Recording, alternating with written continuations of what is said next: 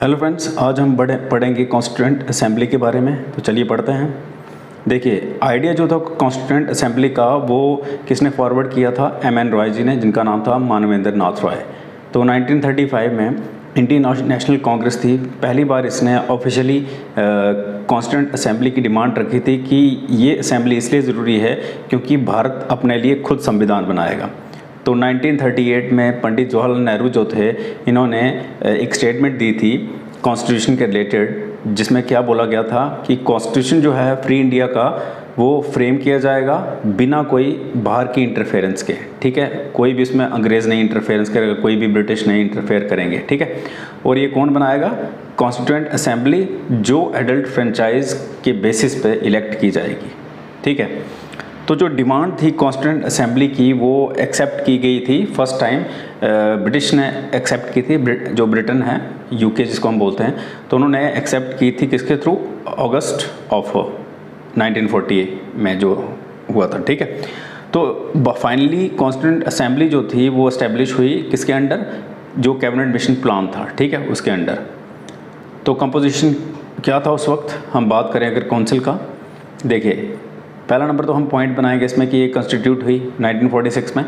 उसके बाद total strength क्या थी इसकी? 389। ठीक है, उसके बाद कितनी सीट्स थी ब्रिटिश इंडिया की? 296, और 93 सीट्स जो थी वो प्रिंसली स्टेट्स के लिए रिजर्व थी। ठीक है, उसके बाद 292 सीट्स जो थी वो ब्रिटिश इंडिया के लिए हम बोल सकते हैं कि एलोकेट की गई थी, और वो 11 गवर्नर प्रोविंस से थी। ठीक है, और 4 कहाँ से थी? चीफ कमिश्नर प्रोविंसेस से। ठीक है, आगे बढ़े तो सीट जो थी वो रिस्पेक्टिव पॉपुलेशन जितनी थी उस एरिया की उसके हिसाब से थी, और सीट्स जो थी एलोकेट की गई थी जो हर ब्रिटिश प्रोविंसेस को, वो किस में डिवाइड की गई थी? एक तो मुस्लिम, सिख्स और जनरल, 3 कैटेगरीज के बीच में। ठीक है, तो रिप्रेजेंटेटिव्स थे प्रिंसली स्टेट्स के, तो उनको नॉमिनेट कौन कर रहा था? कौन कर रहा था? वो हेड थे प्रिंसली स्टेट्स के। ठीक है, चलिए अगर हम बात करें वर्किंग की, तो वर्किंग की बात करेंगे अब कॉन्स्टिट्यूएंट असेंबली की। तो फर्स्ट मीटिंग 1946 यानी कि 9 दिसंबर 1946 को हुई थी। मुस्लिम लीग ने इसमें पार्टिसिपेट नहीं किया था पहली मीटिंग में। उसके बाद टेम्परेरी प्रेसिडेंट किसको बनाया था? डॉक्टर सच्चिदानंद सिन्हा को। ठीक है, इस असेंबली का। उसके बाद अगर हम बात करें इलेक्शंस के बाद की बात करें, तो डॉक्टर राजेंद्र प्रसाद और H.C. मुखर्जी जो थे उनको इलेक्ट किया गया प्रेसिडेंट और वाइस प्रेसिडेंट किसका? इस असेंबली का, यानी कि कॉन्स्टिट्यूएंट असेंबली का।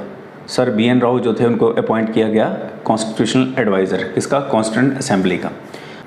तो आगे अगर हम बात करें तो माउंट बैटन प्लान पास होने के बाद मेंबर्स जो थे मुस्लिम लीग के, जो कि मतलब हम कह सकते हैं कि पार्ट थे किसका? इंडियन टेरिटरी का, उन्होंने पार्टिसिपेट किया किसकी प्रोसीडिंग्स में?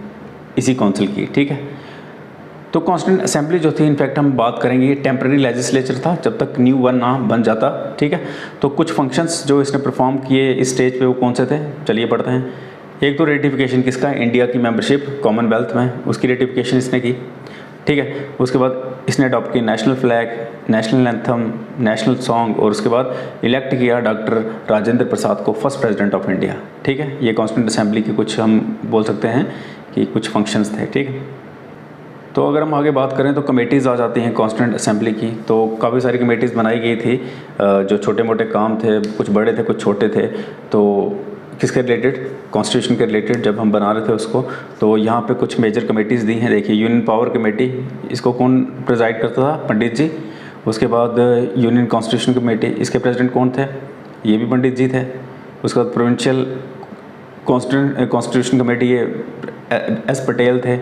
उसके बाद ड्राफ्टिंग कमेटी के तो आपको पता ही है डॉक्टर B.R. अम्बेडकर थे। ठीक है, आगे हम माइनर की बात करें तो माइनर कमेटीज़ में भी हम committees on functions of constituent assembly की बात करें तो G.V. मारवंकर थे। ठीक है, उसके बाद एडहॉक कमेटी जो थी नेशनल फ्लैग पे, उसके डॉक्टर राजेंद्र प्रसाद जी थे। ठीक है, तो इस तरह से ये कमेटीज़ थी। अगर हम आगे बात करें ड्राफ्टिंग कमेटी के बारे में, तो ये बहुत इंपॉर्टेंट कमेटी थी किसकी?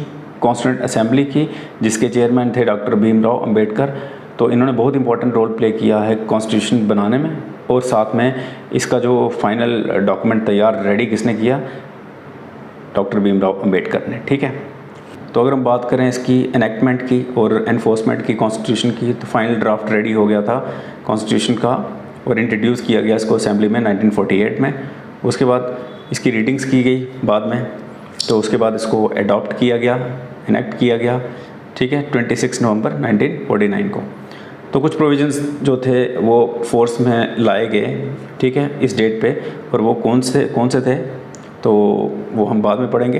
बट फिर हम थोड़ा सा मतलब कि यहाँ पे पढ़ लेते हैं कि ये जो डेट थी 26 जन 1950, तो इसको बोला गया कॉन्स्टिट्यूशन में date of its commencement, constitution की कमेंसमेंट। तो ये डे को हम मनाते हैं रिपब्लिक डे हर साल, ठीक है।